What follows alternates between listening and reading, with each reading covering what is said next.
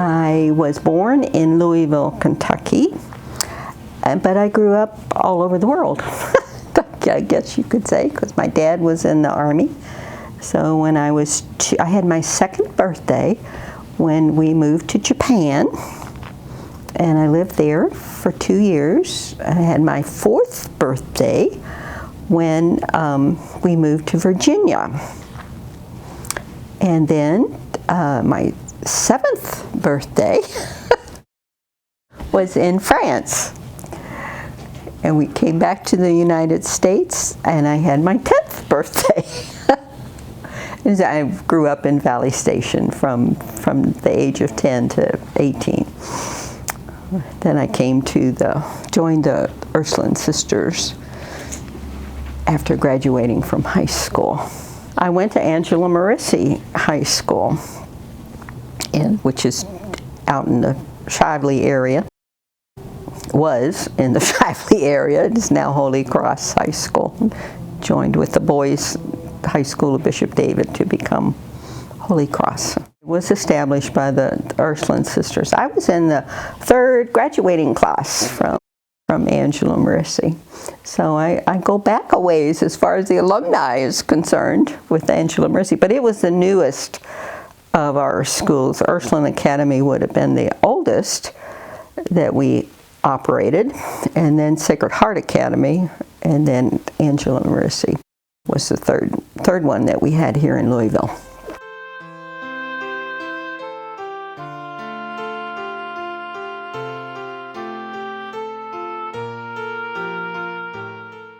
Father Bob Beck, a red-headed Maryknoll priest, came to speak to the 8th grade class of his missionary work in Africa.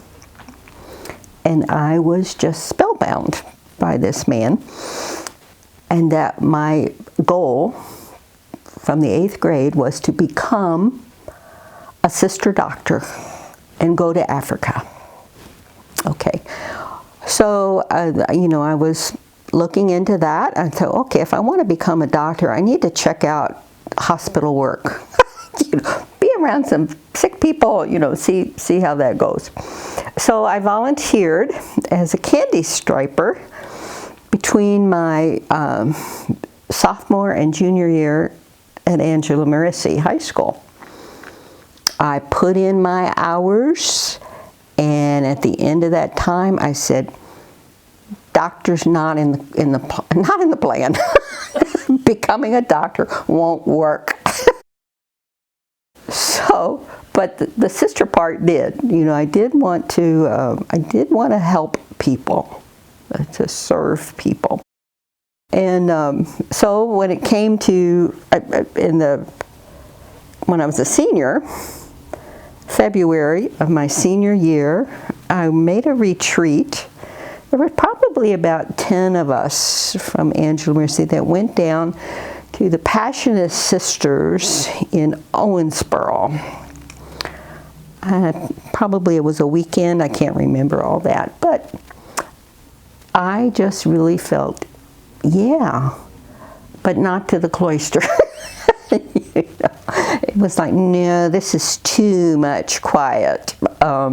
It was a beautiful experience, but it was from then on that I was pursuing what it would be becoming a sister. The communities that I was aware of were the Ursuline Sisters, because I was 6th, 7th, and 8th grade. I went to St. Clement's grade school, and that was operated by Ursuline Sisters. And then in high school, it was Ursuline Sisters who, I was familiar with. So I was very familiar with the Ursuline Sisters. My cousins were taught by Sisters of Charity, Blessed Sacrament. So I was a little bit aware of Sisters of Charity because of my cousins. And then my grandmother had an aunt who was a Laurentine sister. And so I was aware of the stories that my grandmother would tell about her aunt. So I had 3 choices I thought, I didn't, I guess I was naive or something. I didn't go beyond the borders, looking for a community. I thought, I have 3 choices here. Okay, I really didn't know any of the Laurentines, and so I didn't pursue that. Sisters of Loretto, yes. I didn't pursue that one. But the Sisters of Charity, okay, now this is back when you joined the community, you were told what you were going to major in, pretty much. We had some choice in that. But with the Sisters of Charity, they had teaching sisters and they had nursing sisters. And I'm going, nursing's not not going to work. So I went, okay, no, we'll rule them out too. So then that got me to the Ursuline sisters. So, and I did want to become a teacher. So that was when the doctor fell out of the picture. It was like the next thing was, okay, a teacher. I could be a teacher. I would like to be a teacher. So I guess my senior year, I was thinking about, college. I knew my parents could not afford to pay tuition. They would provide room and board, so if I went to college somewhere, in Louisville, I could live at home. And how to do the tuition kind of thing. So at that point in time, I probably could have pursued a Pell Grant because I was interested in teaching, and the Pell Grants were set up for that primarily, not exclusively. But the other thing that the Archdiocese offered at that time was the Monsignor Pitt. I don't know if they called it a scholarship or what exactly the name of it was. But with that, you went to Ursuline College for 2 years, and the Monsignor Pitt scholarship paid for that. But after that 2 years, you went out to work, went out to teach. They needed teachers, and so this was one way of trying to get more teachers involved in the Catholic schools. So that's was my plan, but I didn't follow through on that because I joined the Ursulines and they provided the education. At that point in time, elementary school, I wanted to be, and I majored in elementary education. Yeah, I didn't see myself as a high school teacher. I saw myself with the younger children. So my first year out teaching was at Holy Trinity Grade School, and second grade, 44 second graders, handful. And to boot, we were junior sisters, and there were 6 of us in my class, and we were all sent out to one of the schools, one of the parishes, to work. We were subbing for sisters that were needed in other places. So the second grade teacher at Holy Trinity really wanted to become, was an LPN. She wanted to become an LPN to work in our infirmary. So she had the second grade, and there I was. Well, I didn't have very many education courses behind me, so going in the middle of the year was a bit traumatic. So I learned from the kids. The kids knew their schedule. So they would tell me, "Sister, it's time for whatever." So we got through. We got through that second. But I did like the second grade.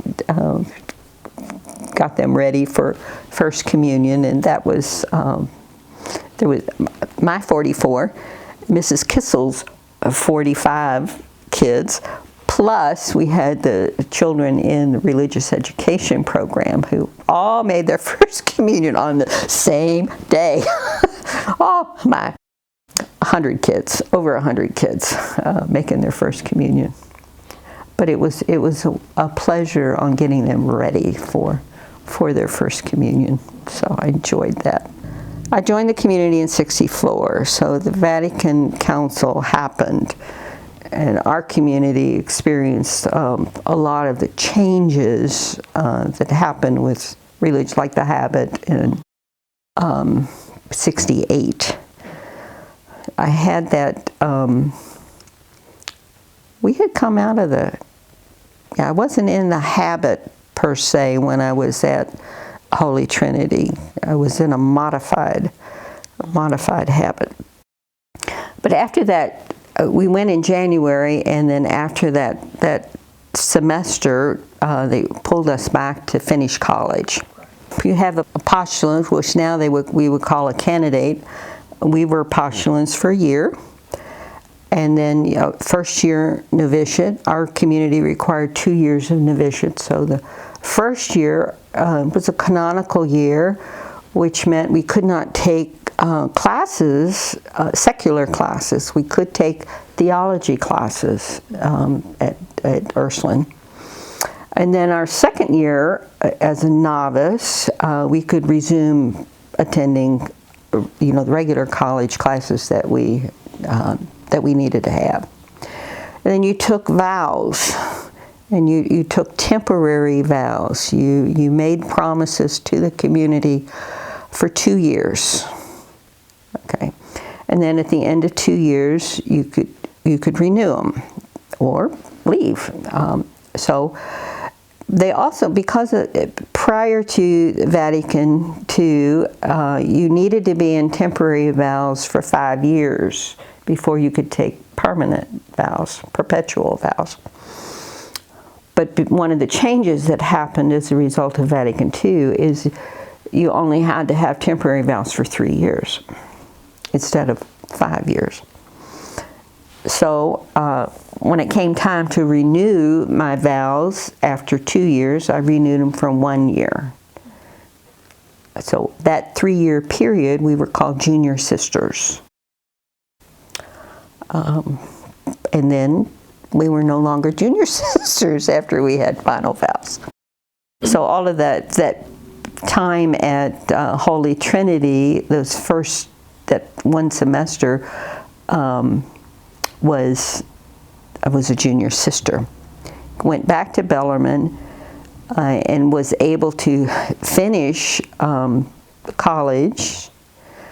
I had more than enough credits to graduate. However, because I was an elementary education major, I didn't have student teaching. So I was assigned back at Holy Trinity with an internship. So that first year was an internship, which was a substitute for student teaching. So then at the end of that time, I was able to graduate from. So it took me 6 years to get through college, but that I did not get the master's right away. I went from the models, the Holy Trinity, to the model school and taught first grade. Oh my, was that a challenge. With second graders, they know how to tie their shoes, they know how to put their coats on and button them up and, all of that. First graders don't know how to do that. So it was a bit of a challenge, but we managed. Then the second year at the model school, I was, the fourth grade teacher was leaving, and I said, I'm volunteering for fourth grade. And so I taught the fourth grade for 2 years. Loved the fourth graders. They are absolutely the most delightful children to teach. So I just fell in love with the fourth graders. I enjoyed the others too, but the fourth graders were special. So during that kind of a backstory on how I got to the master's, the personnel director in the community was Sister Assumpta Divine, and she says to me, now that you have your BA degree, you need to be thinking about an MA degree. And I went, oh, do I really have to do that? And she said, well, yes, we think it would be a good idea for you to think about that. And I went, okay. So I did. I was thinking about it. I graduated in '70, and so this little conversation happened probably in like '71 or early '72, something like that. Okay, so a kind of a side story on all of this was, again, related to the Vatican II changes.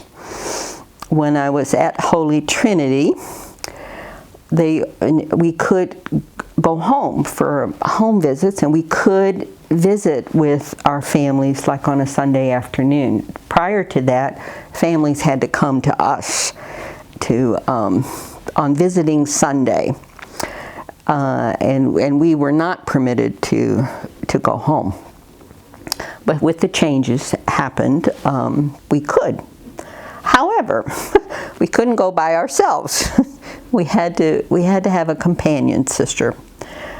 Well, where I was living, the Sister Barbara Burr was closest in age to me, and the next sister in age was like 25 years older. So it kind of made sense that I went with her to visit her family, and she went with me to visit my family. Our siblings were comparable in age. So what I discovered is that Barb has her oldest sister's deaf.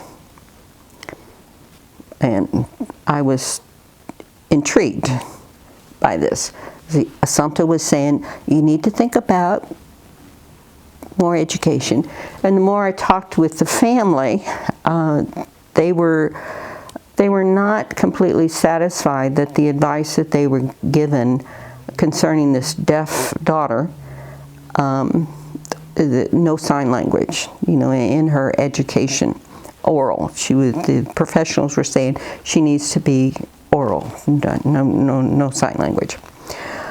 And in the Catholic school system, they weren't accommodating at that point in time to deaf. They didn't have the ability to really work with individually deaf people.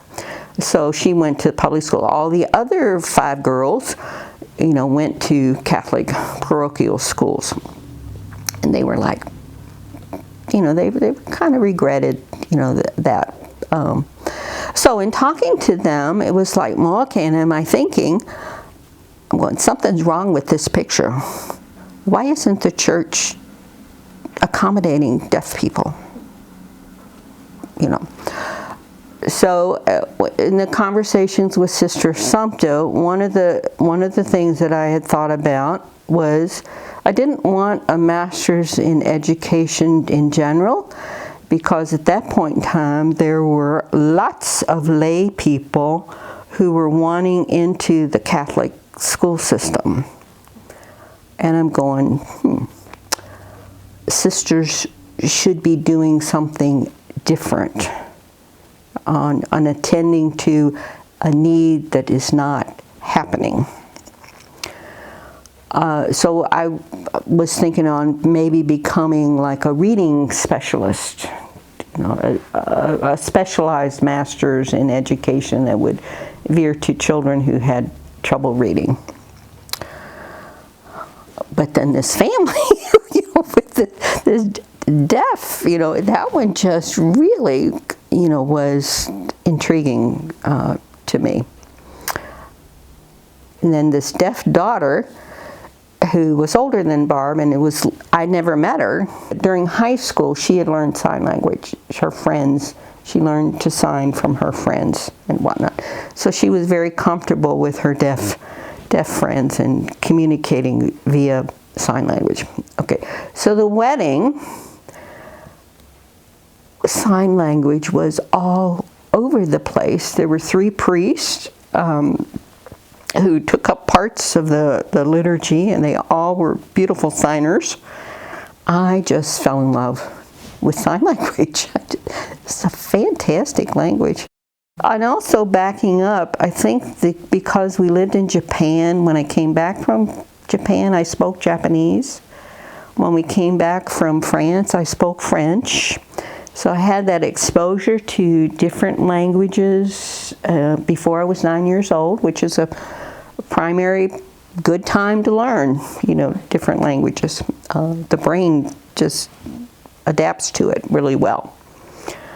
So I think that influenced deaf culture is different from hearing culture, and sign language definitely is a language, in its own right. So then I went back to Sister Assumpta and said, it is not right that the Catholic Church is not ministering to deaf children. They're not. It's not happening. Father Newman, and the sister growing up, Father Newman catechized the deaf children one-on-one. They did not have deaf classes as such. He did the catechizing one-on-one, which they all loved Father Newman. But beyond that, there was not a systematic system happening, as far as deaf children were concerned. So when I talked to Sister Assumpta, I said, I think I would like this. It's not being done. I absolutely love watching sign language. I would love to learn it. And so what I was looking for was a degree in religious deaf education. No such animal existed. So what I ended up doing was going to Gallaudet. It was Gallaudet College at the time. It's Gallaudet University now. It's the only liberal arts college in the world that serves deaf people. And this was somewhat at the advice of the Burr family. They said they regretted not learning sign language. And the options that I had for doing graduate work was St. Louis, which was oral education. The University of I think it was the University of Tennessee in Knoxville, which had a very heavy Baptist component to it. It's excellent. It was. I don't know if it still is. But it was an excellent program. But I didn't want to there was a part of me that didn't want to get immersed into the Bible Belt. So Gallaudet was, I could go there. Graduate school, they had hearing people and deaf. The undergraduate is all deaf. No hearing were permitted in the undergraduate program. So I went to Gallaudet for elementary education. This was the deaf education for elementary school level. And then I wanted the religious education aspect, so I ended up going to Boston College during the summers, for 4 summers. So 2 years I went to school round the round the clock, around the calendar year. So that was it was a lot. If I had to do it over, I would not do that that intense. But I loved both of the schools. Gallaudet was tough. The first semester was tough. It was a tough year because I went with probably a vocabulary of about 50 words. Not enough. One of the blessings of going to Gallaudet was I was immersed into deaf culture. So I ended up learning it much quicker than if I had tried picking it up here and there. So it was that first semester was really, really tough. I was ready to quit. When I came home for Christmas, I went, I don't want to go back. But the sisters kept saying, you can do it. You can do it. Just go back. You can do it. So I did go back, and I did I did do it. To the point where when I came out of Gallaudet and started working, with the deaf community, they would look at me and they were going, "Are you deaf?" I went, "No." "Who in your family is deaf?" Nobody in my family is deaf. So I learned it well, that they couldn't tell if I was deaf or not. So one of the points that you want to make when you're meeting deaf people is you need to tell them, "I'm hearing." Now, the first deaf people that I actually saw, I was too timid to go up and talk to them. My grandmother, the one who had the aunt that was a Laurentine, sister of Loretta, also they were cousins, and they came to my grandparents' 50th wedding anniversary.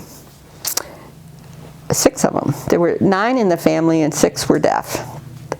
And yeah, they had grown. My grandmother she signed a little bit. She did like a 2-handed alphabet.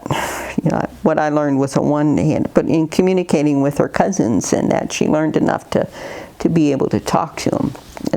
Okay, well, when they came, they were kind of huddled in a corner. Really, their hands were just flying.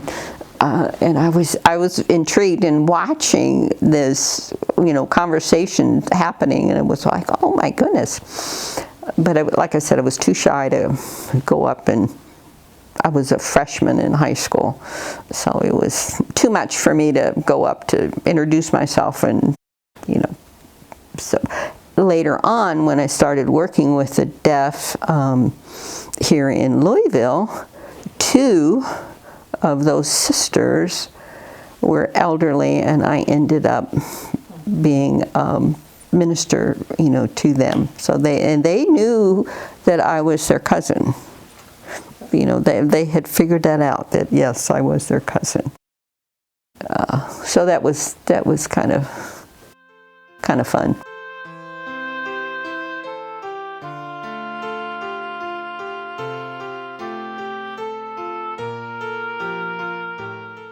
My goal was I was going to teach in the public school system during the week, deaf children, and then on the weekends, the religious education for deaf children. God has a different plan. So before I graduated from Gallaudet, Father Dittmeyer, who was here in Louisville, he was the chaplain to the deaf. He approached me and said, would I be interested in doing pastoral ministry work with the deaf? And I went, what? Okay, God, what's going on here? I wanted to stay in Louisville, and I didn't want to be leaving Louisville. So I after talking back to Sister Assumpta, and it might not have been Sister Assumpta at that point in time. Probably was a different personnel director. I think it might have been Isabel. I said, okay, we'll work with that. So the plan was that I would be doing the pastoral ministry, which did end up, the deaf office at that point in time provided the only interpreting to happen at the doctor's office or in the court or wherever an interpreter was needed. That we filled that need. So I got a lot of on-site interpreter training. So I did become a certified interpreter because of all of that variety of experience and whatnot. So a lot of time was taken up with interpreting. It was a way to provide some subsidy to the office, because the diocese was paying was not enough to cover, all of the expenses.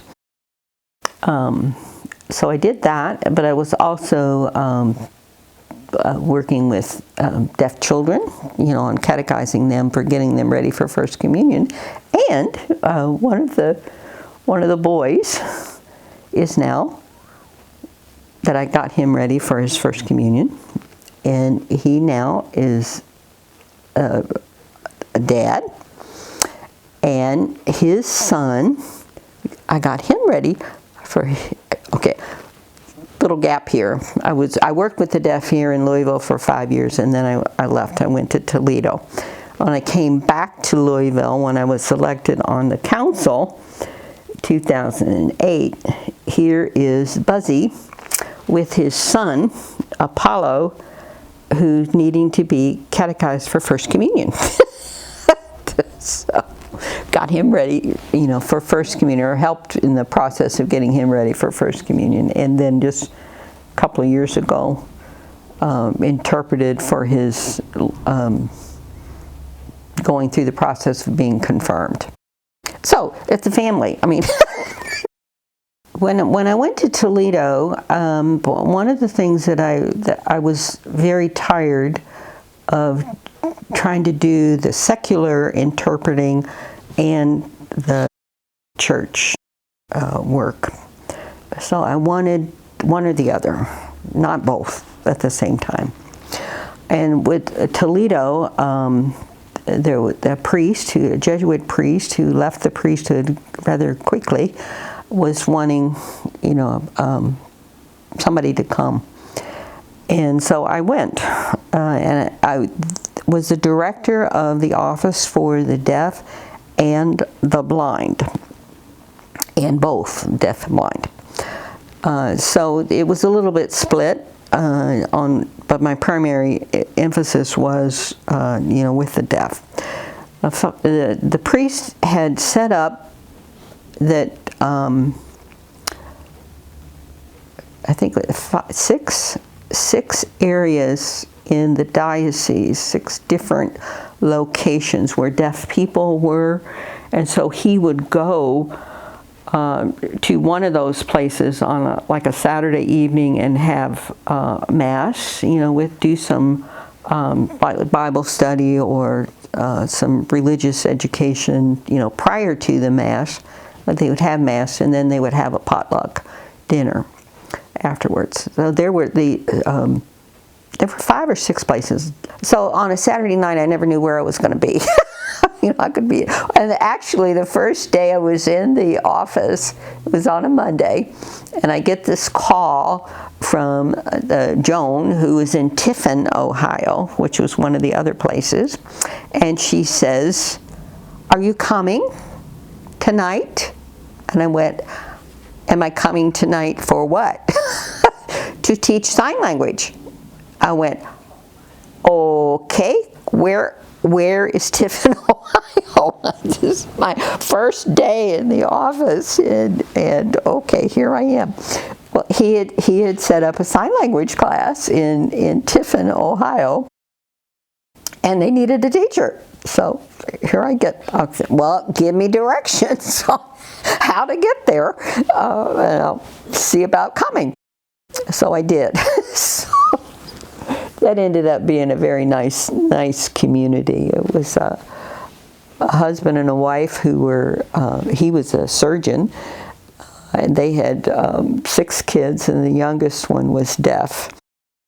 And again, advice that these parents had been given is don't teach your child sign language. You need to be oral in order to advance in the world. It wasn't true with Patrick. He had no language, actually. He had some home gestures and that. So I very quickly learned, Patrick would come to these classes, I said, we're not getting through to him. But there was the Joan who had called me. She had 4 children, and 2 of them were deaf. And Chuck, he was quite good, and so I paired him up with Patrick. I said, you need to buddy with him on. So Chuck did, he did take Patrick under his wing, and I think Patrick would have been probably about 17 at the time, 17, 18. So that's a whole nother story on how we got Patrick to be independent, So anyway, it was a 10-year. I was there for 10 years, and going on Saturday night from here to there to wherever where the deaf community was. Mansfield would have been it was a 2-hour drive to get to Mansfield. So that was an all-day Saturday event. And then on Sunday, we had a deaf center, and the deaf would come, and we had to have a priest. Now there was a Jesuit priest who had worked with the deaf for a number of years, a long time, but he was retired. And when the other priest left, rather abruptly, he agreed to come in to have Sunday Mass. So that worked, pretty well for 1 year, and then he said, I just really can't do this all the time. So at that time, backing up to when I was at Boston College, one of my roommates was from Springfield, Massachusetts, and she says there was a deaf seminarian that she knew from when she taught at the high school in Springfield, and wouldn't I want to meet him? I said, sure, Jesuit seminarian, why not? Okay, so he came to supper, so I met Father Joe Bruce. He wasn't Father Joe Bruce at the time, he was seminarian Joe Bruce. Well, by the time I went to Toledo, he was being ordained and didn't have a job. And so I said, how would you like to come to Toledo? He was from the New England province, and so he did arrange it where what he did, he came to Toledo and he taught part-time at St. John's High School, and then he was, on the weekend, he was the deaf priest, for the deaf community. So he went on the Saturdays to the different places. He would sign Mass, and I would interpret the parts of the Mass, the readers and the music and whatnot. So it was a great team. I was on the emergency list at the hospital. If somebody showed up and needed an interpreter, they could call me to come in and interpret. But for the most part, I was teaching sign language, doing the sacramental preparations for marriages, first communions, etc. So it was a good 10 years there. But then I just got myself exhausted, and ended up leaving Toledo and went for a sabbatical. It was supposed to be 3 months, and it ended up being a year, just because I was just I needed to recoup time. And then what ended up happening is the Jesuit priest who came and was with me 2 years, and that was a wonderful, wonderful experience of ministry, with the deaf community. But the New England province called him back to New England. And so here I was, no priest. So we did get a diocesan priest who knew no sign language assigned to the deaf community. He was teacher at Central High School, but primarily the weekends he could help me out. He did learn enough sign language that he could sign the Eucharistic prayer.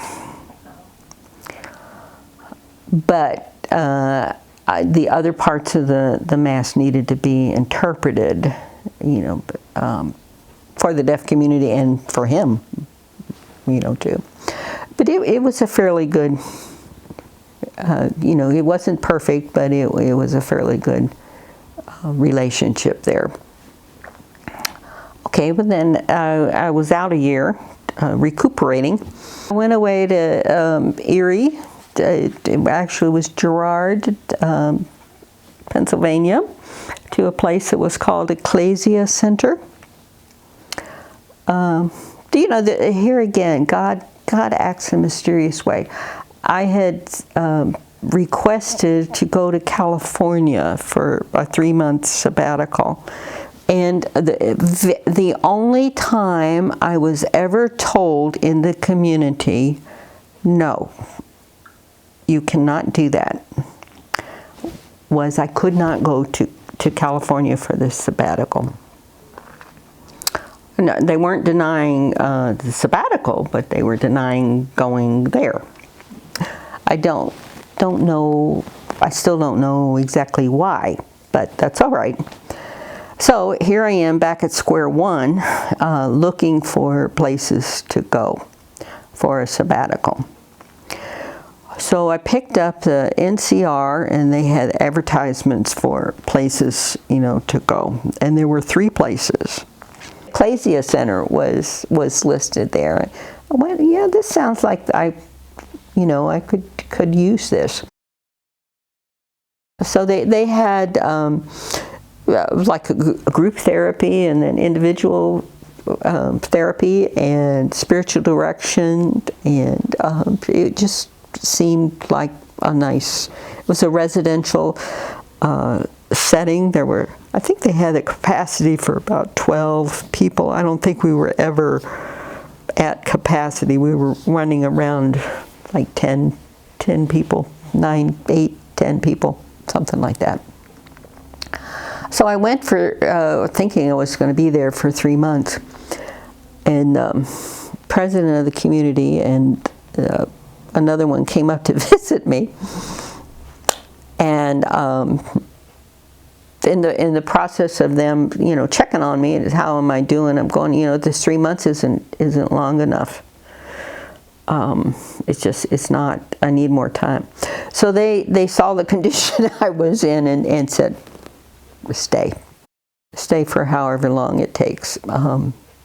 So I ended up there a year, but it was a blessing. It was just a real blessing on getting me whole again. So from there, I came back to Louisville to take my time to re-enter the world, if you will, and look for what I might be doing next.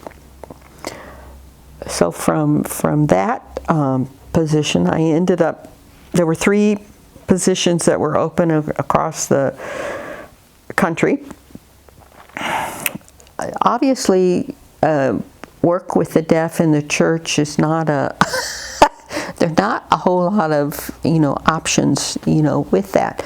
But the one place was down in Biloxi, Mississippi, Springfield, Illinois. That was another possibility, and then New York, Brooklyn, New York. The Diocese of Brooklyn, New York was looking for a deaf minister. So before I could get to Springfield, which would have been really within driving distance of Louisville, they had already filled the position. So I got my niece, I picked my niece up. She was in Alabama at the time. I picked her up and took her with me to Biloxi, because it had to stay overnight. It was not a one day, about 15-hour drive. I saw the place and I went, this isn't going to work. For one thing, you know, walking into because it was right near the coast, and that the deaf center was, you could the smell in the deaf center. I don't know if it was mold or what it was, but I'm going, this is not conducive, you know. And if I was working in this position, you know, all the time, it would. The other thing was the sister who was looking to well, she wasn't retiring yet, but she was wanting some assistance in that. And I went, she is a very strong-willed person, and if I would have to be doing everything her way, I went,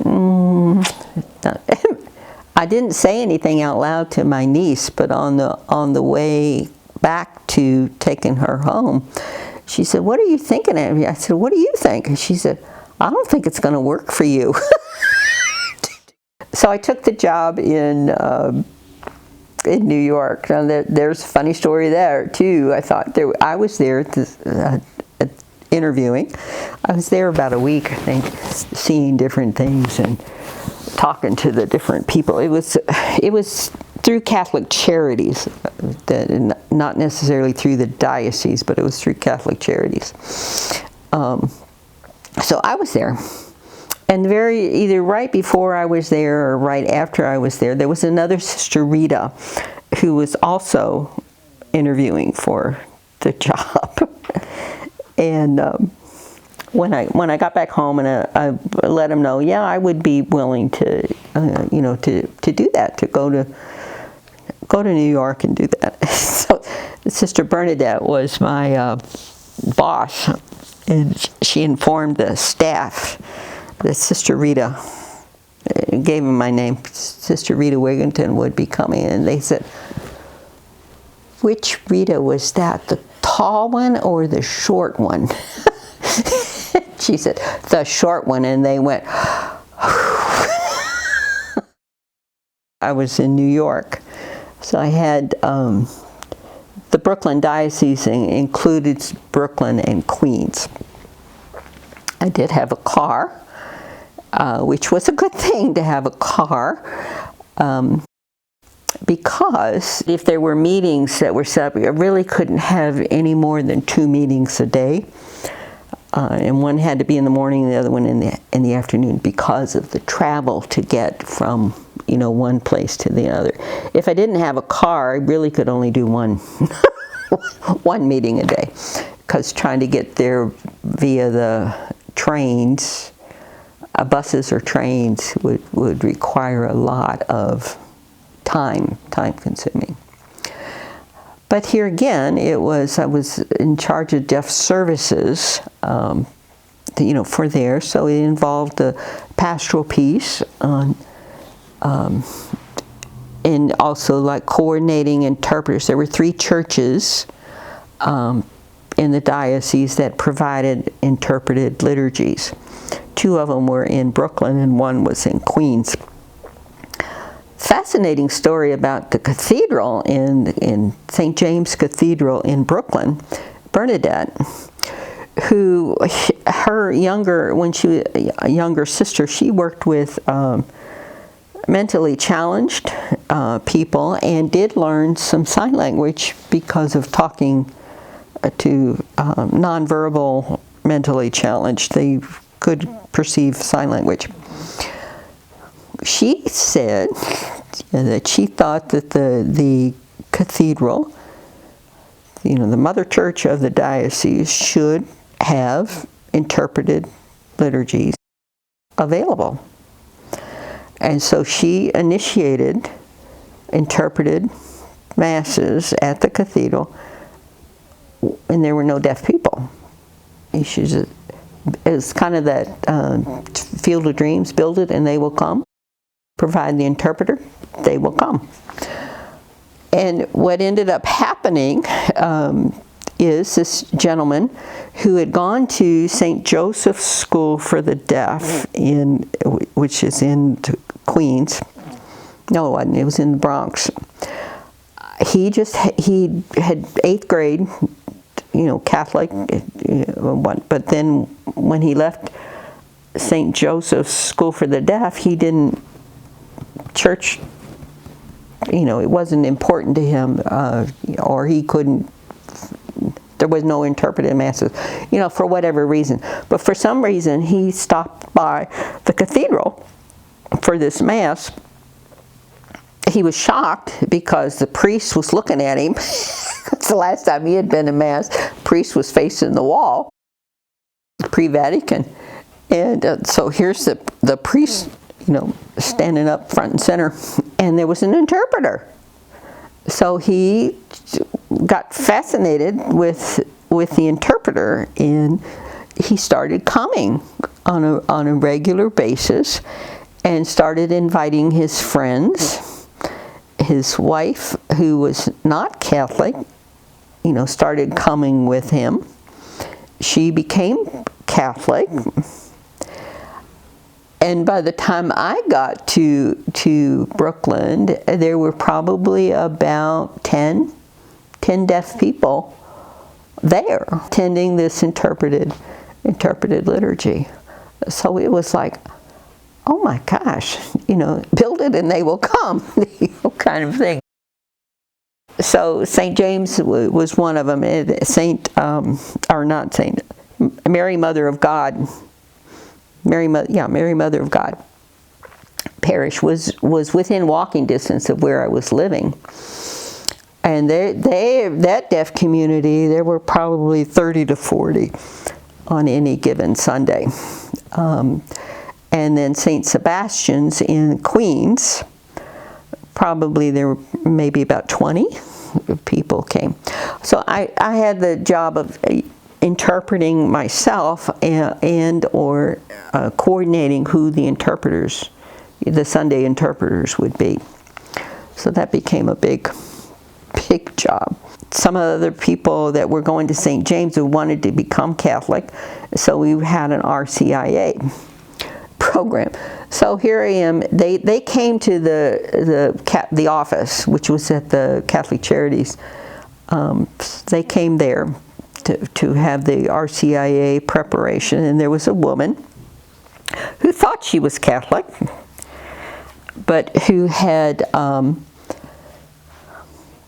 she'd gotten the Jehovah's Witness had gotten hold of her, and during that period of time, she knew the Bible. She knew the Old Testament stories and whatnot. But she had left the Jehovah's Witnesses and come back to practicing being a Catholic. So she was very much a part of the RCIA because we need a Bible story. She could tell it and tell it correctly, and it was much better coming from her than it would from me. So I utilized her. Well, we whoever it was that became Catholic, I'm not sure I remember now, but we had a couple that became Catholic as a result of that little RCIA group. Later on, she was at St. Sebastian Parish. She wanted to become a Eucharistic minister. So the pastor was saying, well, I need to see your your baptismal certificate. She's going, baptismal certificate? She didn't have a baptismal certificate. Her mother was long gone, dead. Her parents both were dead. She had an aunt. So she went to her aunt and said, I need this baptismal certificate. And the aunt said, you were never baptized. She had gone to St. Joseph's School for the Deaf in the Bronx and went to the catechism classes with the Catholics. She went to communion. She thought she was Catholic. She did not know. She was never baptized. I went, okay. So we had to figure out how to get her baptized, because she had been married 3 times. She was divorced from her first husband, had 2 sons, you know, by him. And he excuse me, he was a real jerk. When they got divorced, he got custody of the boys because she was deaf. She was deaf and dumb. She was not, by any stretch of the imagination, not capable of taking care of those boys. So she married a second time. Then the second husband, he was Catholic, and she was married to him for 25 years or so. And he died. I don't know how long she was a widow, but then she met up with this Romanian guy who married her and took her for everything that she had and ran off to Romania. And so she divorced him. So, okay, we had these 2 divorces. We just needed a death certificate on the, you know, the one. But trying to get an annulment for that first marriage. So, through the tribunal, they were able to get that annulment for that third marriage. That was quite simple. He was wanting back to the United States, and she refused. He needed her permission. She said, no way. She letting him back in her life. So that the tribunal person worked with Romania on getting that one, but I had to work with her on this first marriage. So we went through all of the questions and whatnot. I had to sign them. She couldn't do the English, so I had to sign it to her. I had to transcribe it. I had to give it to the tribunal. Oh my, was it ever a lengthy process. He just was not cooperating at all with the whole thing. Okay, so TTY, she calls me on the TTY at the office, and the TTY was set up in the center. The way the offices were around on the window side, and then the center was a copy machine, and TTY and office things were in the center. Okay, here's this TTY. It's for me. I go and I'm typing away this conversation with her, and what she's essentially saying, now what do I do? He died. And I went, he died! I said, I'm sorry. I really am sorry, but I'm not. I said, this eliminates a whole lot of red tape for me. So I said, what you need is his death certificate. That's all you need is his death certificate, and we're good.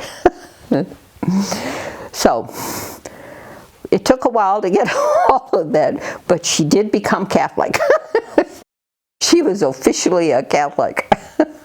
I went, oh my goodness, the stories. So one of the guys in the office, that too was a wonderful experience on working with him. His name was Jandy.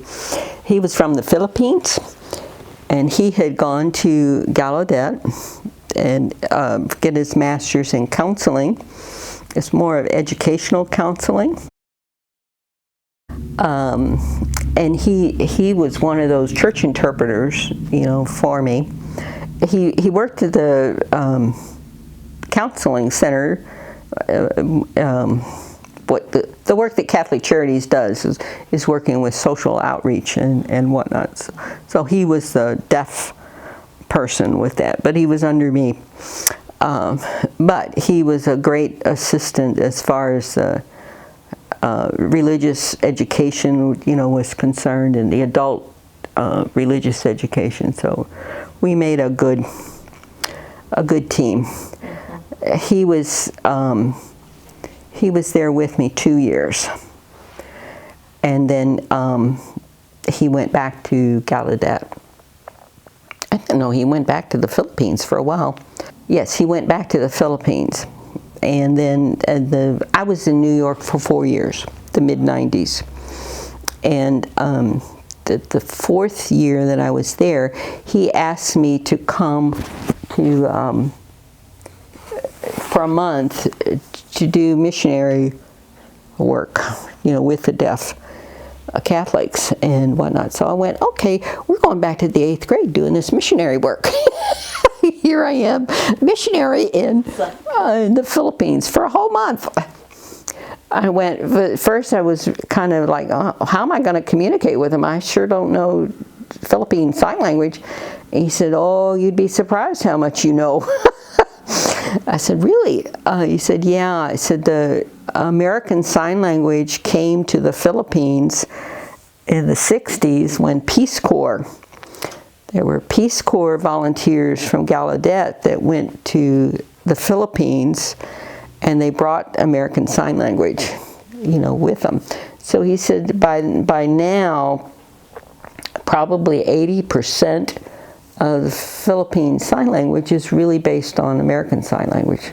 So you're only talking about 20% that's going to be strange to you.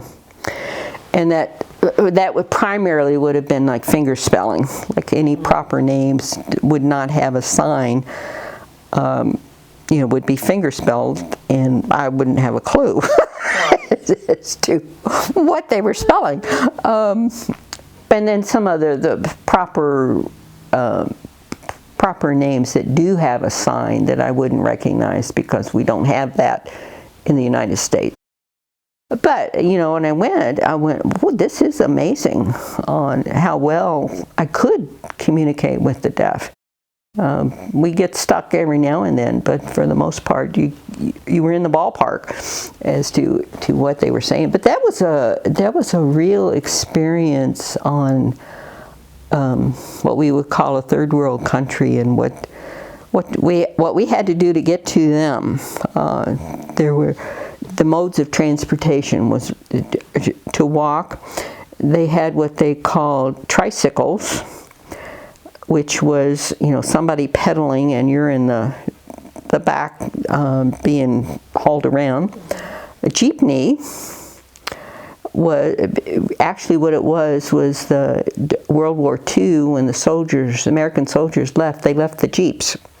They didn't move them out of the country, and they converted them into what they called jeepneys, which was a jeep covered with the tarp and benches. There weren't seats, there were benches. So to get to one of the outlying areas, they had a gathering once a month where they had mass and meal and social and whatnot. It was pretty much the day that they would spend. So it took us about 2 hours, to get there. But that was a fun, it's a fun experience. There was it's similar to the Cursillo, Days in the Lord is what they called it, weekend retreat, that I was, one of the participants with that, and it was a delightful experience on seeing them become enlivened by their faith. I think what I said in the beginning of this interview is when I first started working with the deaf here in Louisville, Father Dittmeyer and I were pretty much the only interpreters that did court interpreting, doctors interpreting, and whatnot. You did not have certified interpreters around. RID was the Registry of Interpreters for the Deaf was just getting started. There was a woman by the name of Norma Lewis who did interpret. She was a coda. It wasn't her parents who were deaf, but she was raised by an aunt and uncle who were deaf. So she, signed very early. She interpreted at the technical school. So she was all day at the technical school interpreting, and then she did do a lot of interpreting, but on her own. She wasn't working for an agency, such. And then there were us, Charlie and me. Okay.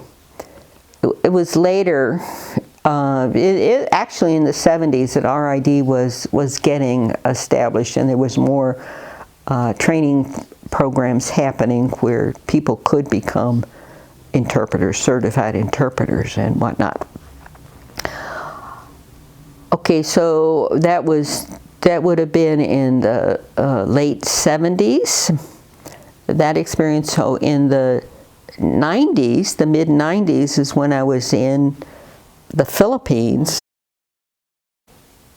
It was like I walked back in time 30 years. Because they did not have any professional interpreters. The interpreters for church came from family members. They did not have professional interpreters. So when I took papers, handouts to give to the people, and I was thinking there was going to be maybe 25 people that would come. There were over 100 there. I was not ready for 100 interpreters, wanting to know about, sign language interpreting in the church. So that was an eye-opener, for me. It was inspirational. That whole experience in the Philippines was a learning for me. I think I got more out of it than they got. Where I was staying was with a Franciscan group of sisters that were their mother house, if you will, was in Italy. So it was some, I think it was postulants and novices that were there at the house. And formation house. They had this other little bedroom, and there was a bathroom, a very small bathroom that you had to, everything got wet when you used the shower, that kind of a situation.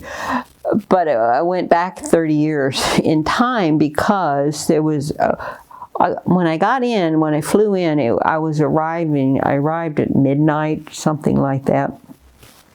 So it was a little bit disruptive to the sister who, was welcoming me into the house. And she was like, sleep in. In the morning, well, the bell started going off at 5 o'clock. Wake up call. Okay, drift back off at 5:30. Bells are ringing again. Go to chapel. Okay, I drift off again, and then I don't know what time it was, 6 o'clock, 6:15, something like that. Bells are going again. It was go to breakfast, I think was the 6:15 one.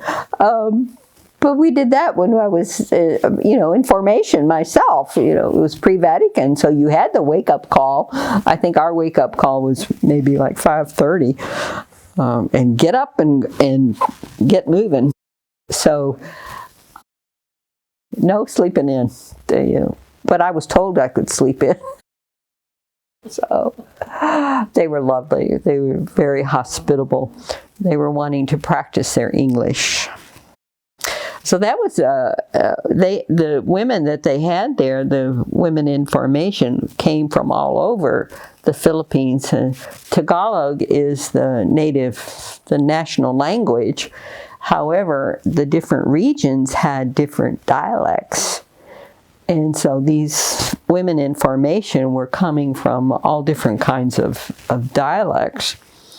And they also they must have had some junior sisters there too, because the junior sisters were learning Italian so that they could go to the mother house to visit. We went to the deaf school. That was precious. Went into the kindergarten or first grade, all deaf. These kids are all deaf. And one little boy came up and was, rubbing my arm, and I'm going, what's going on there? Never had seen a white person. So he was checking out, was it going to rub off? I guess. But also our sign for American is is this. And their sign for American is like a rubbing on the skin color. Yeah.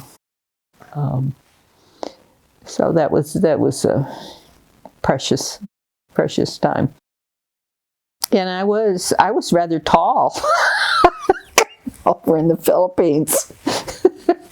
And then at that point in time, the community was looking for vocation director. And they were calling sisters who they thought might be interested to come for a discernment weekend. Now, at this point in time, while I enjoyed what I was doing in New York, I was becoming quite overwhelmed with the crowds of people and the traffic, trying to get anywhere. I lived 9 miles from the office, Catholic Charities, and on a good day, it would take me an hour to get to the office. That's on a good day. Getting there and getting home. On Sunday, I could get down to St. James. St. James Cathedral was not all that far from the Catholic office building. I could get there in 20 minutes. And then to go to the Queens was at least an hour and a half, so there was a lot of driving and the crowds of people, when you're walking on the street and whatnot. I was becoming overwhelmed with the amount of driving I was having to do, and then the crowds of people. So, coming back to Louisville, piece of cake. Mid-sized city, more to my liking. So the results of that discernment weekend, well, I didn't want to do it by myself, and Sister Julianne Guy, also, she was in South Carolina, she wasn't particularly interested in doing it full-time. So we became co-directors of the vocation. So I came back to Louisville, and we did that for 3 years. There was some traveling involved in going to meet some of the women, them coming to Louisville and whatnot. We had a few during that 3 years who came, but they didn't make it. Got some interesting calls. Got one call from a woman who, while she was talking to me, I could hear children in the background. And she was wanting to come to the community. I said, "I'm hearing children in the background." "Oh yeah, I've got some kids. And you want to come to the community?" "Yes." She was giving me all kinds of reasons. I said, "Well, for one thing, your children need to be 18 years. Your youngest child would have to be 18 years old. You cannot have children dependent upon you if you join the community." I didn't hear from her anymore, but I thought, oh, this woman is trying to escape the responsibilities of being a mother. So run away to the convent. Not going to work. I get this email from Sister Robin, who is up in Covington, Kentucky, saying, "Are you interested in a part-time job working with the deaf in Covington?" I went, "Well, I got a job." So anyway, that was kind of on the, I had just gotten that email like a week or so, and I kind of had dismissed it, like altogether. And then had a meeting with Sister Sarah Stabel, who was the president of the community at that time, calling me in for, what kind of a report on how the vocation job going. It was an annual meeting that we would have on reporting in on how things are going. Kind of an official. So I'm meeting with her. And I have no idea why I brought it up. I said, I just got this interesting email from Sister Robin wanting to know if I was interested in coming to work in Covington. And Sarah, she picked up on it and said, and? I said, well, I haven't thought about it. I've got this job and whatnot. And Sarah says, and?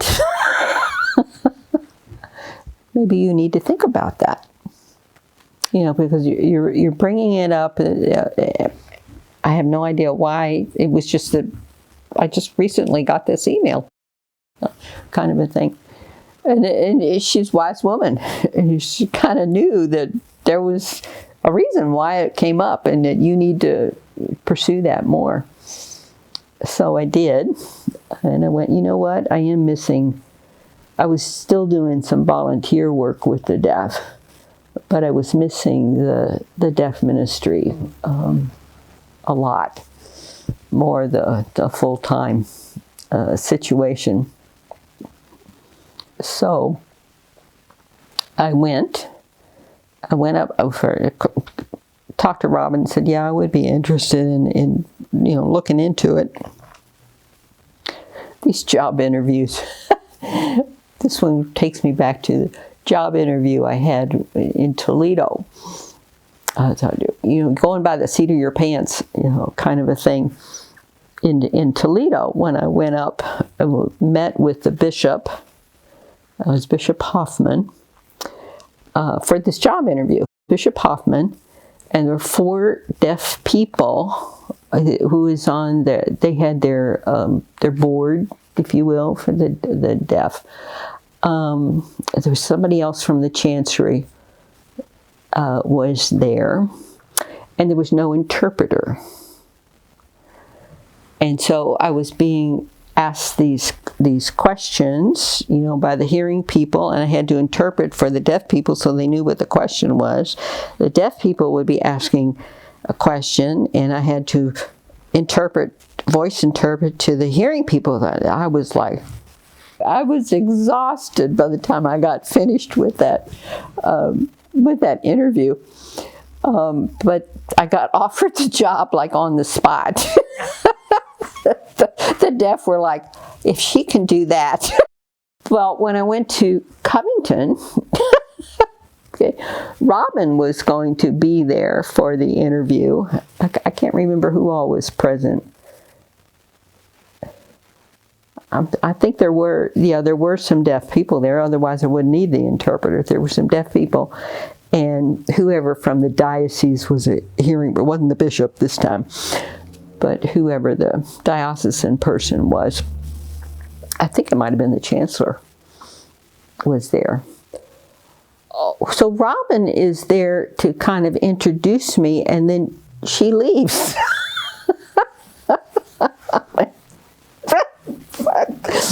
So here I am again in this position of being interviewed and interpreting on the spot, so this back and forth. I went, oh, there's something not right about this picture.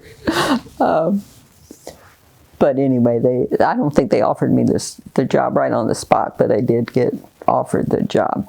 Well, from the get-go, it was a part-time position, working with the church. So it was like, all right, you need to subsidize this part-time job. So they did have an agency that was called the Northern Kentucky Services for the Deaf, which was an interpreter agency. It was owned by 2 women at the point, with Teresa and Hunter. And I was thinking Hunter would be a male. Hunter was not a male. Hunter was a woman. So I went for that interview it would be freelance interpreting. I wouldn't be working set hours. Just when they needed assistance, they would call to set up. I lived in Fort Mitchell. Actually was right off of Buttermilk Pike. And what was the name of that? There was a hotel, motel right on the interstate, and I lived right behind that. So I was there.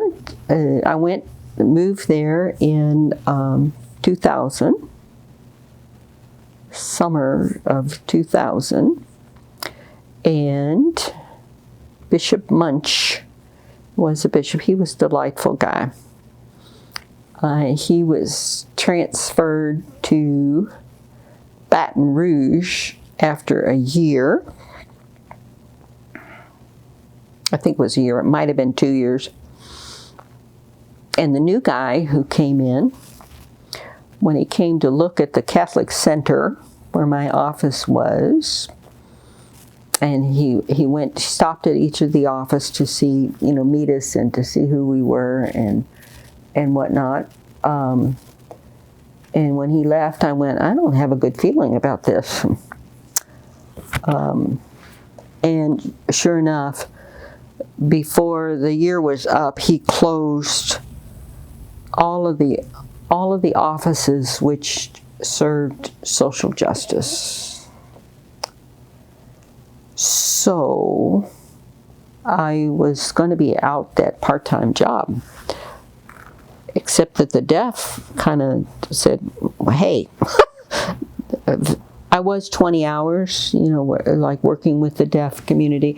Most of the work that I was doing was centered at Mother of God Parish.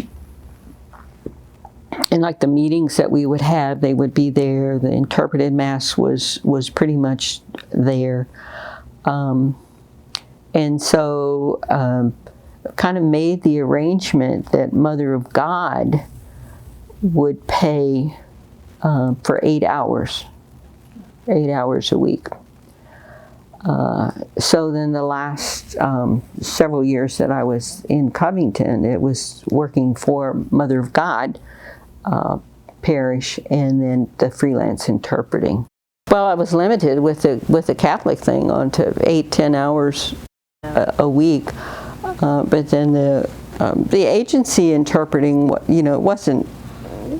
I wasn't doing 20 hours a week. Probably more like maybe averaging 15 hours a week, and that was on off. Sometimes when I interpreted for the IRS, that would be like a week-long training, so it was every day, for 4 or 5 hours. And when 9/11 happened, I remember that day. I was scheduled to be interpreting at the IRS for that week, for job training and whatnot, and got the call on. I suppose you heard that, and the voice on the other end of the phone was very panicky, like very upset. I said, I don't turn the TV on, don't have the radio on in the morning. I like the quiet in the morning. And they were telling me the Trade Center had been hit. I went, what? What are you talking about? Turn the TV on. So I did. But anyway, IRS canceled. So no work for the week, and I, sat glued to the TV for the rest of the day in disbelief that this was happening. Also had several, that would be like 1 o'clock in the morning assignments at the DHS, which is equivalent, similar to UPS. German company, the DHS, but they do the shipping, the airline shipping. I was in Covington 8 years. And then we were in pre-chapter, trying to figure out, I was on the pre-chapter committee, and my name was coming up to be on the council. So I went, interesting. Again, God calling different direction. And my mother was not doing well, and I was having to do a lot of trips, back and forth to Louisville. And it looked like I probably would be elected, onto the council. And I didn't want to get myself in the position again of missing the deaf ministry. So at the same time that this was going on, a Chicago priest that was in charge of the ministry formation, they were looking for a new director because Sister Alverna was suffering from dementia and needed to not be doing the work anymore. So they were asking me, I said, this is the situation right now. My mom is not well. I'm being considered to be elected onto the council, and you're in Chicago.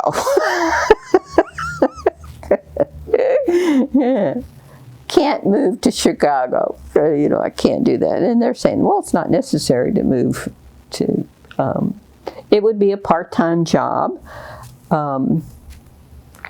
because at that point in time there was a deaf priest from Michigan. He belonged to the Oblates of St. Francis de Sales.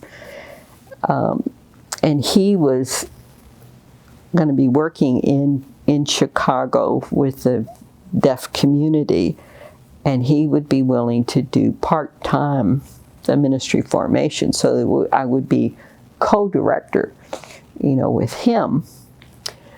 And I said, okay, well, for sure I won't move to Chicago because it's not worth it for a part-time position.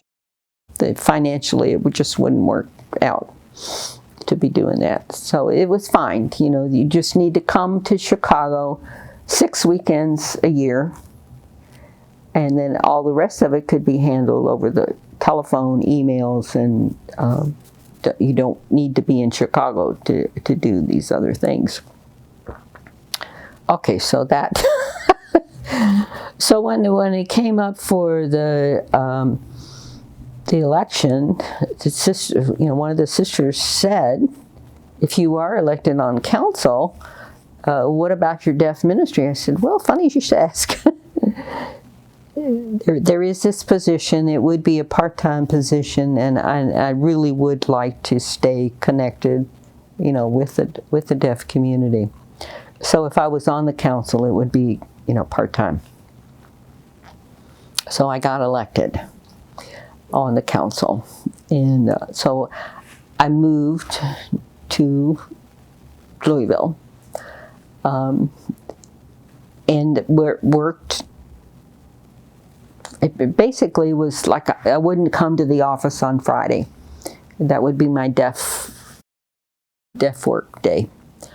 And then those weekends that I would go to Chicago involved, because of the drive and having to take equipment with me, I usually, the weekend was, the program started on Friday night and then ended at noon on Sunday. And so I would go up on Thursday to make sure that I was there, because you never knew what Chicago traffic was going to be on a Friday afternoon. I didn't want that anxiety. And then a lot of times coming directly home on Sunday, just I'm too tired, from the full. When you're doing one of those weekends, it's 24 hours. Basically you're working from the time you wake up to the time you go to bed. You're working, so I would be pretty tired. So I had a friend that I could stay overnight with, in both directions. So those weekends I was not in the office, Thursday through Monday. Well, that worked pretty well until Father Mike got called back to Detroit after 2 years. I went, oh, okay, here I am. I'm in the same boat. How do I keep getting in this boat? So that was a bit much. And then what I did end up doing, was in telling the board, the ministry formation program with the deaf, is something's got to give. I can't do 20 hours. And I'm going to have to give up something. And if I have to give up anything, it would be grant writing. Because that just is very time consuming. So they did. They hired a grant writer. So that did relieve, that element of it. So I was the director of the ministry formation program for 12 years. We actually went into 13 years because when I was elected on the second council, I said, I can't do the deaf. I just can't do the deaf ministry and the council work.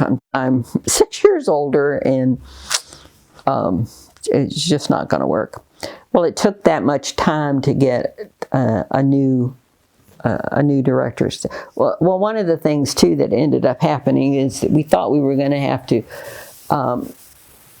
not have the ministry formation program anymore because it was becoming cost.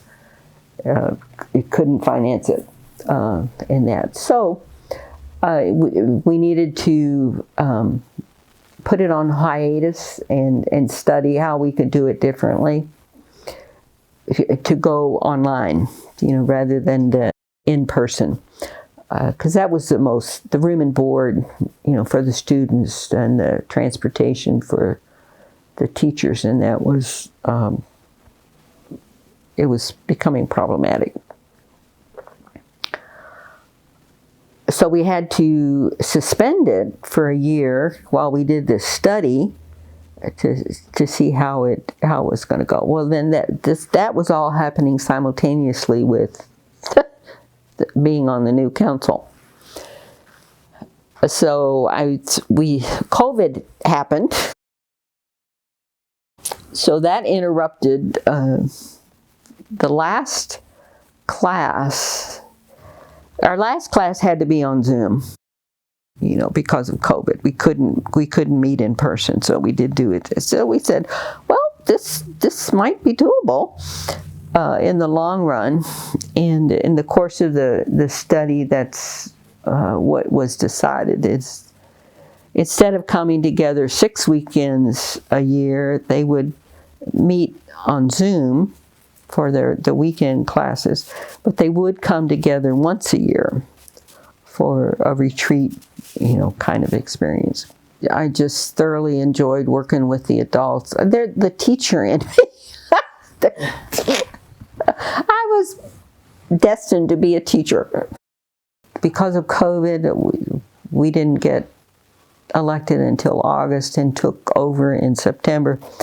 So the the director of the ministry formation program didn't agree to start until September. Well, I had started with the council work. So there for actually the first year, I was coaching him, the new director, on.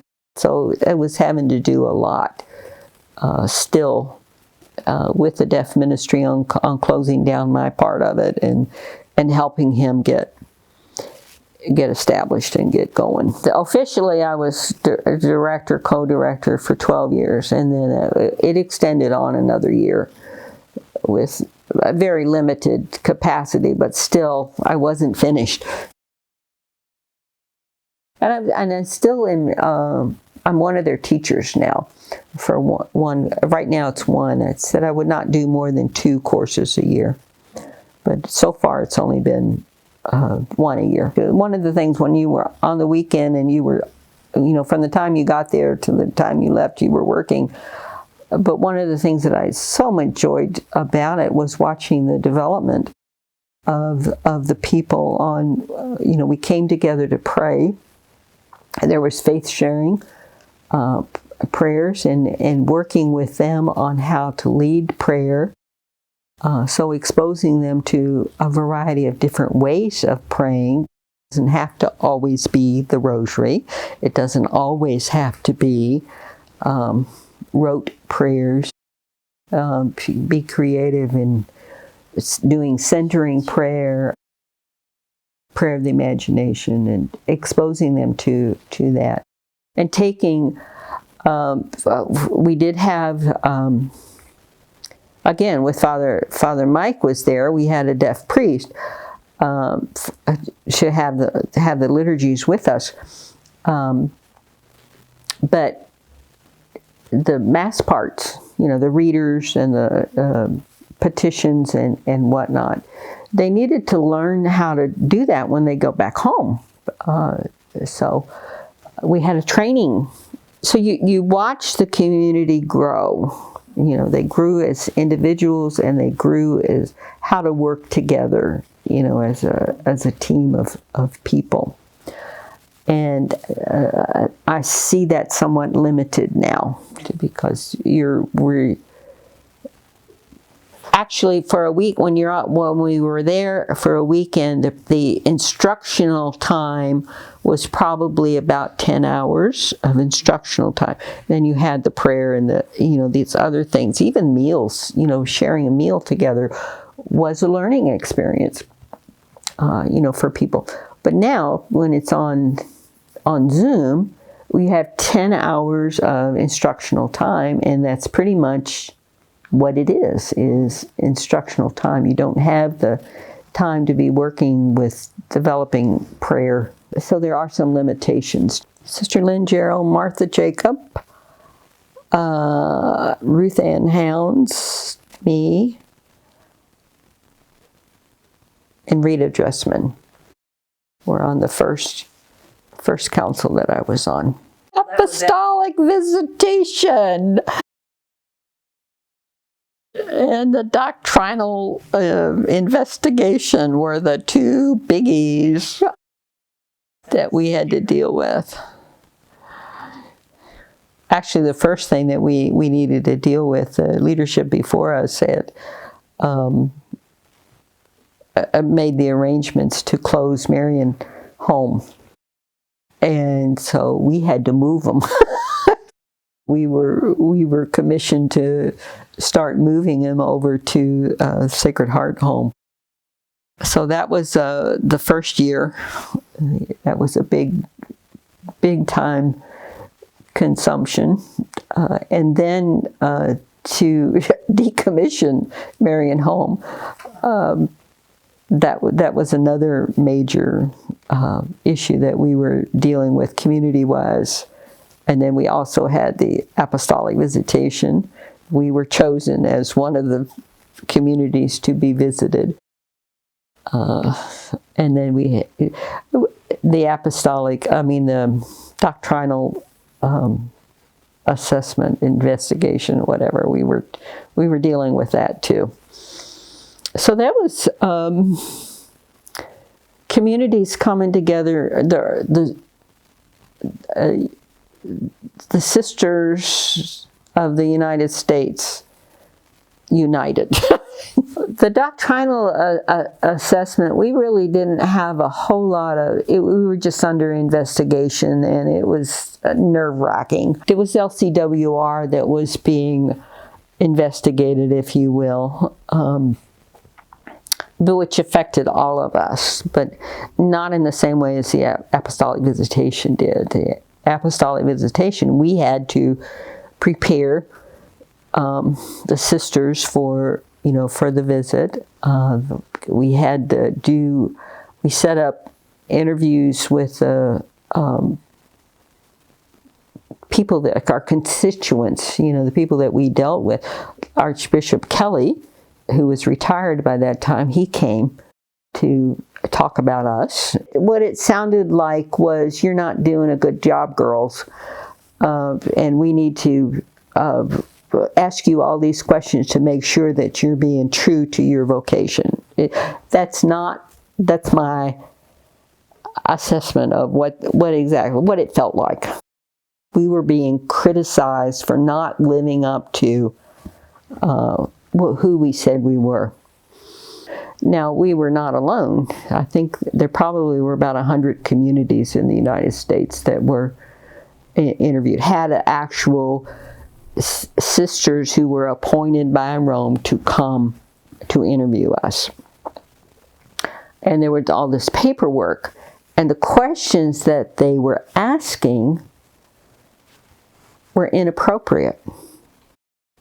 You know, it was, how often do the sisters go to confession? That's none of our business. We provide the opportunity. It's up to the sisters to do it or not do it. You know, it's not up to us to. A lot of it was evaluating the externals rather than the internals. And so we had to struggle. We really struggled with, you know, what was appropriate, what wasn't appropriate, what do we answer, what don't we answer, and whatnot. And Sister Lynn, being a canon lawyer, she was being asked by other communities on help. I go, what do we? So she came to us as counsel, and she said, you know, I'm being called upon to help these other communities. And we said, go. You know, that's your gift. That's what you can offer to the religious in the United States. So yes, we'll support you. We'll fill in. You know, whatever needs to be done. It probably occupied a good 2 years of our time together. I may have that. I may not have that correct. I know a good year, you know, for sure, and it seemed longer than that. But the amazing thing to me, which again is God leading it, the number of lay people who rose to our defense was overwhelming. It just was like, we've done a good job. You know, we have been faithful to who we said we are, and the lay people are attesting to it. Archbishop Kelly, you know, he was just so supportive of it.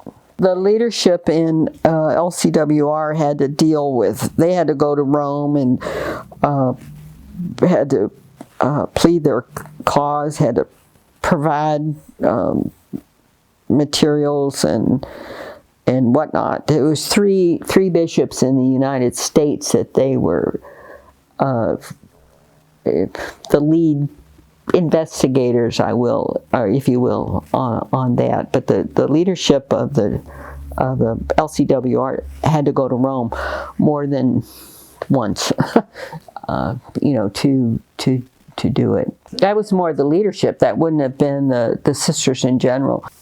September 2020. Well, when I went into the discernment process for this time, it was like, I can't do deaf ministry part-time. I'm 6 years older. Chicago, the last couple of years when I was on the previous leadership, Chicago seemed to be so much further away. It was harder to do those weekend trips. Recuperation time took longer. The going and the coming. So, you know, I had discerned that if I'm doing leadership again, I can't be employed part-time somewhere else. You know, and so that.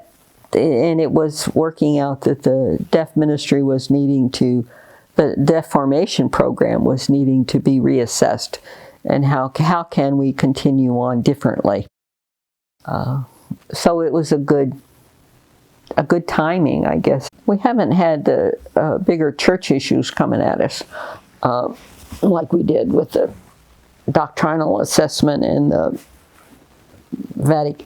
apostolic visitation. What we primarily are dealing with now is, okay, when I entered the community in 1964, there were over 600 sisters. And this is 50-something. Years later, we have 42 sisters. So we've gone from over 600 to 42. So we're dealing with a whole different situation, and we do not think that we will have one more chapter, which would be in 2026. A chapter is our governing body for the community. It makes the decisions for what you will be doing for the next 6 years. But we do not think that we will have 5 sisters who really would be able to serve on the council, who would have the capacity to be dealing with the things that we have to deal with as far as the community is concerned. So what we are primarily focused on is planning for our future. And so divesting ourselves of the remaining property that we have, like this house. We have 4 community-owned houses, and one of the things, it's not a major thing that we're dealing with, but it is a thing that we are dealing with, is by 2026 we will not have any community-owned houses. And so there some of the decisions that we've had to make for some of the positions of the Ursuline Society. Last year we had four people retired, and 2 of those positions we didn't hire anybody to take their place. We restructured some offices to so we're obviously if there's some of the major departments that if the person moved on or died or something, that we would have to fill that position, like the finance office. We have to have a finance director. But some of the other positions we would not be filling those spots. So we're dealing with that kind of thing on how do we distribute our finances. We've been very blessed with the investments that have been made by former directors of finance, and we have an abundance. So right now one of the major things is how do we distribute those funds, and to try to reduce what has to be administered. Like, for example, we have the ministry fund, the Ursuline Ministry Fund. With those funds, we acquired when we sold Angelo Merici High School to the diocese to become the Flagey Center, which is diocesan, it's not us. Okay. But the money that we received from the sale of that property was put into investments, and the ministry fund was developed to, the interest off of that money was distributed to ministries that our sisters were involved in, on how to help them with a project. For them. And that's kind of evolved. At first it was just the sisters who might be involved or had been involved in the ministry. And now it includes associates who have a particular ministry that they are interested in. Like with Escapula, Judy Heinzman is an associate who's very involved with the Escapula, which is down in Central America, in supporting some of the ministries that they have that they can't get funds for. So what we are working on right now is spending that money down so that we will not have a ministry fund that needs to be administered. and that's going to be a several-year process.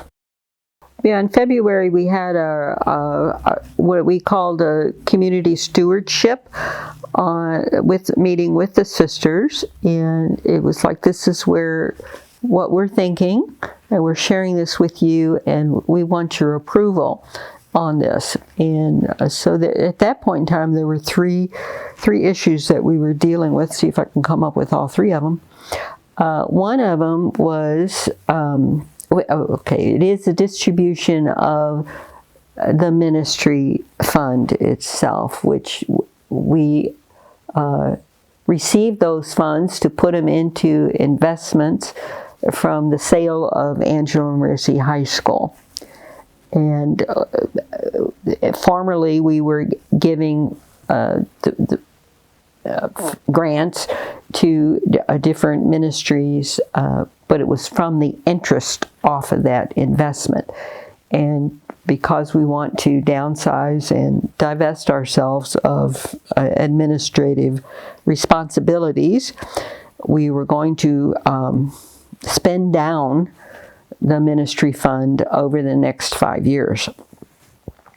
And so one of the presentations that we gave at the February meeting was I think there was 6, I'm not going to name them all, but there are 6 institutions that we have had a long history with, that we wanted to give them a substantial amount of money over the course of 5 years. And sisters approved that. And another aspect of it was we have smaller agencies or ministry nonprofits that we have been dealing with, and we want to give them a smaller amount of money over the next 5 years, and we asked the sisters for their input on what those might be. And the third one is an impact investment. But even prior to that, we had said we have this excess money, and we want to give it to NRRO, the National Religious Retirement Office, because there are a number of religious communities who are not fully funded. We are fully funded 6 times over. We can't sit on that money. We need to distribute that money. So we made this suggestion. Well, the sisters, on listening to us, said, well, what about our Ursuline sisters? Have we checked into, are they, first, let's help our Ursuline sisters in North America. So we did take that upon ourselves to ask the Ursuline sisters who are connected with NOC, the North American Ursuline Leadership Conference. And from that, we received word that there were four communities.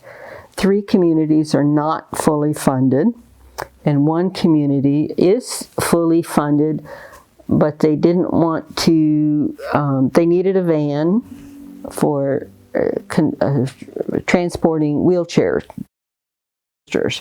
to where they needed to go. And so instead of sending the money to NRRO, this excess money, we are distributing to those four communities. The 3 that are not fully funded, it's a significant amount of money that we will be giving to them over a course of years. When the Mother House, we had the Mother House fire in 1976, and as a result of that fire, the fire department said we could not bring sisters back to the infirmary in the Mother House. It was not safe because of all the wood that's in the Mother House. So the Marion hall, because we had merged with Bellarmine College, Marion Hall was not being used to its full capacity. So the decision was made to convert that into Marion Home, which would be a nursing home for the sisters. And because of the fire, because of that amount of renovation that needed to be done, there were two, and I don't know, one of the, I think maybe both of the Ursuline communities were from Canada.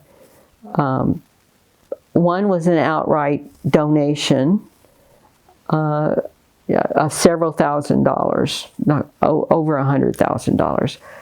And the other community gave us a interest-free loan to be paid off. So those were major gifts. So the sisters remembered that, and they were saying, that's why they were saying, well, what about our Ursuline sisters? Maybe we can be helping them first before we, go national with any religious community. So that's what we did. We went with the Ursulines first. And then our next major donation would be to NRO, so they could help defray, get those not fully funded retirement funds up, raise that up.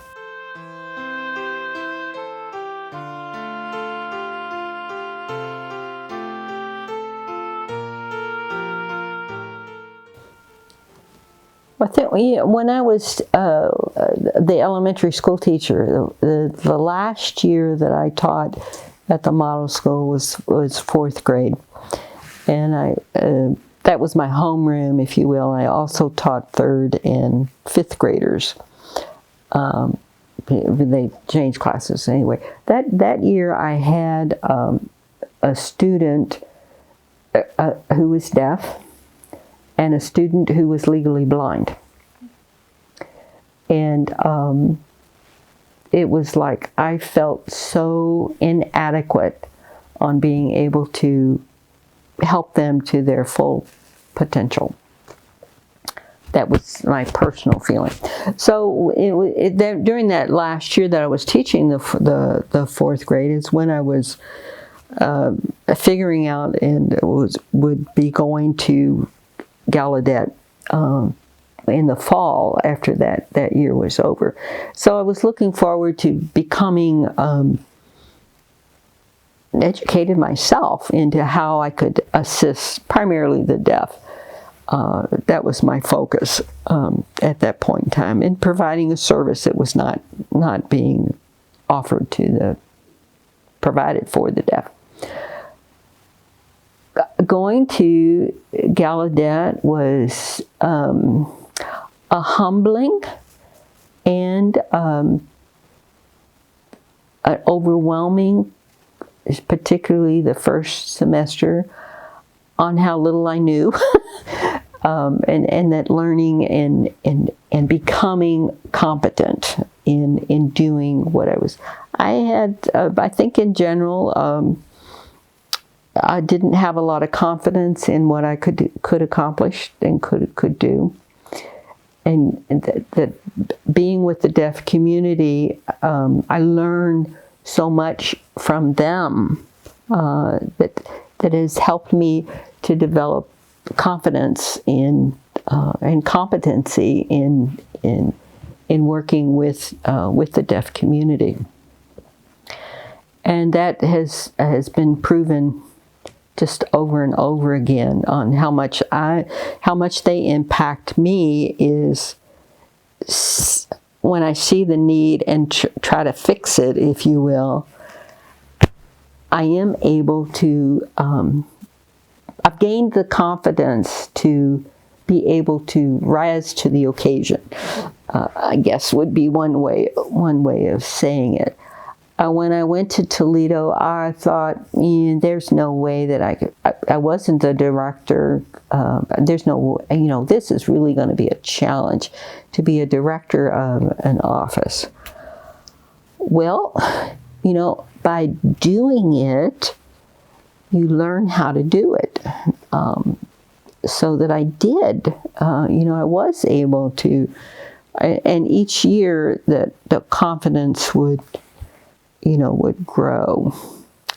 Sharing with people their lives, their stories that they have, the heartbreaking stories that they have, on how they have not been accepted, by their own families in many situations, feeling left out, even though they are included.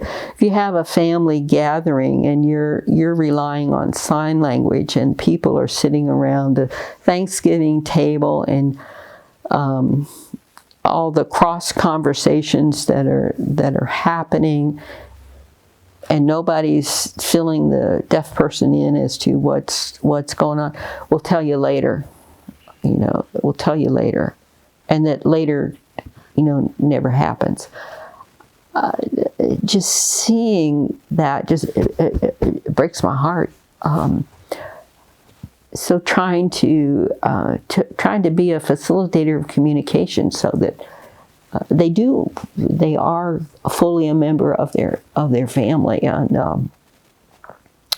that it's been challenging, but it's also been very rewarding. I'll go back to the story about that first day in the office in Toledo, Ohio, and I get the call from the woman in Tiffin saying, "Are you coming for sign language class tonight?"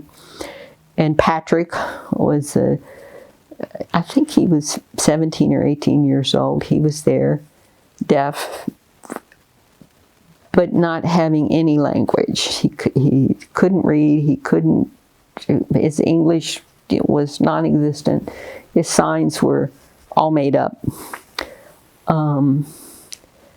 So that was my first working day in Toledo, and for the next 5, 6 years, watching that young man grow to become an independent, on his own person, and the family realizing that he had that potential to do it. That is, it's very rewarding. It has a sad ending, but it was extremely rewarding. He wanted, when he first was getting the language, and he wanted a driver's license. Well, he couldn't read the manual. You have to pass the written part. Well, there was no way that he was going to be able to pass that written part. Well, his dad was, like I said, his dad was a surgeon, but he was also a very patient man. He sat with him and went through the manual so that he recognized all the road signs and whatnot. And I worked with the police on letting me interpret for him, that I could read the English, interpret it for him, and then he would answer. Which of these is true. So that worked out. That he was able to pass the written part of the test because it was interpreted. And his dad worked with him on practice driving and whatnot. So he got his driver's license. He got a job. He got an apartment. So he was living independent. And then he wanted to be able to drive a motorcycle. I think maybe he was wanting to be the motorcycle first and then drive a car. But nevertheless, he got this job. I can't remember now what it was he was doing. But he put himself in the position of being the greeter. For everybody who came to work, he was the first one to be there to welcome everybody to work. Well, unfortunately, he was driving and he took on a train and he lost. It was so sad. That was one of the hardest funerals that I had to interpret for.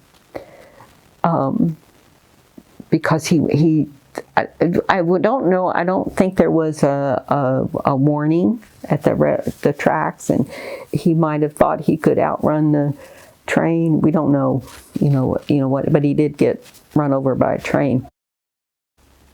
But the parents, that was extremely hard on them losing him.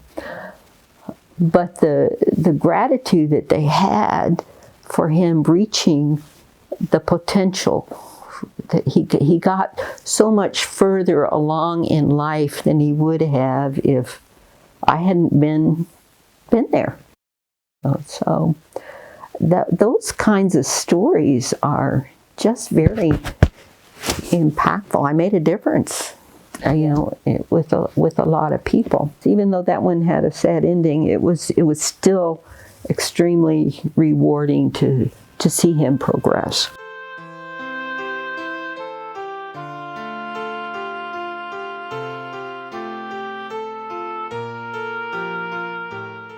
I think one of the things that Angela did was she went where the need was, and that was the calling that I had on. You need to go where you're needed, and where the need is, and that's what got me.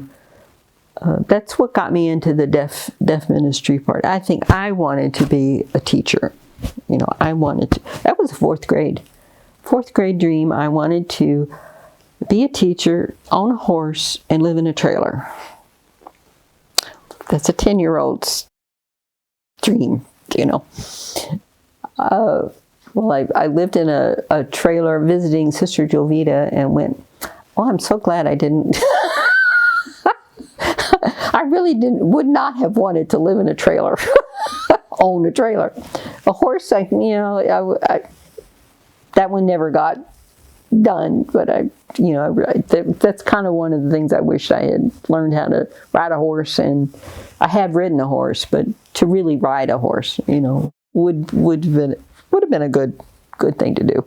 But the teacher is the one that has stayed the course with the elementary school, and as well as with teaching with the deaf. There's definitely been an emphasis on adult teaching, adult learning, with the deaf community. So I went where the need was, and I think Angela went where the need was. So that, and then the contemplative love of God with the resulting eagerness to serve. God's the one who did it. When I was in Covington and knew I was going to be elected onto the council, or felt strongly that it was going to be a done deal. And so I was telling the deaf community that after I was elected, I have been elected, and whatnot. And one of the women, Jenny, looks at me and says, "Can't you just tell them no? we want you to stay here. just tell them no."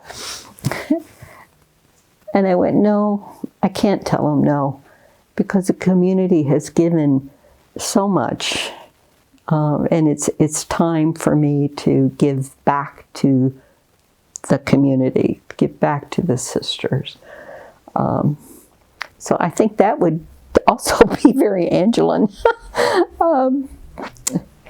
So yeah, it's that serving others is it's a strong component in what I do.